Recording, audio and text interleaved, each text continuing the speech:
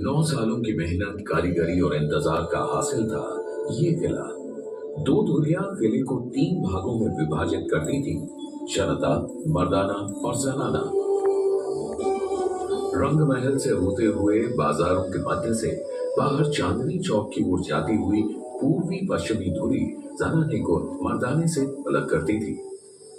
उत्तरी दक्षिणी धुरी और पूर्वी पश्चिमी धुरी दीवाने आम में एक दूसरे को परस्पर विभाजित करती थी। उत्तरी दक्षिणी धुरी शाही भवनों को सार्वजनिक स्थानों से अलग भी करती थी। कहा जाता है कि किले में शाही घराने के लिए कई बाजार थे। इनमें से सबसे आलीशान था छत्ता बाजार।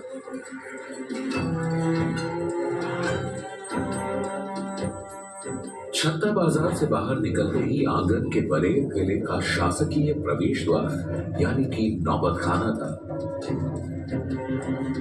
नौबत खाना से होते हुए दीवाने आम के दरबार में प्रवेश किया जाता था। यह वह दरबार था जहां प्रजा शहंशाह से मिल सकती थी। शासकीय समारोह और त्योहार भी यहां मनाए जाते थे। दीवाने आम से आगे किले के सभी हिस्सों में शाही परिवार के अलावा किसी का भी प्रवेश वर्जित था। बाग, प्रशासनिक भवन, निवास और मनोरंजन के कक्ष, इन सब में शाही घराने के ही लोग जा सकते थे।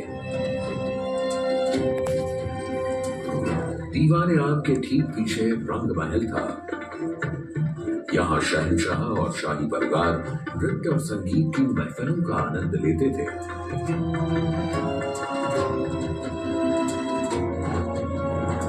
रंग महल के बाईं ओर खास महल था जो बादशाह के निजी आराम और मुलाकात का महल था। इसके आगे दीवाने खास था। यहाँ शहंशाह अपने मंत्रियों से दरबार के मामलों पर परामर्श किया करते थे। और यही था हिंदुस्तान का प्रसिद्ध सिंहासन तख्ते ताऊस। सिंहासन के छत्र पर 2 मोर पक्षियों के बीच जड़ा था दुनिया का सबसे नायाब हीरा और तख्ते ताऊस की शान कोहिनूर।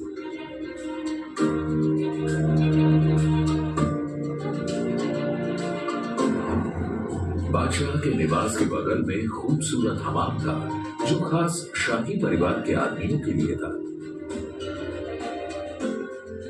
पूरे लाल किले के खूबसूरत भवनों में और साथ ही हयात बख्श बाग, मेहताब बाग, सावन भादों और मुमताज महल में यमुना का बेहतरीन पानी नहर बहिश्त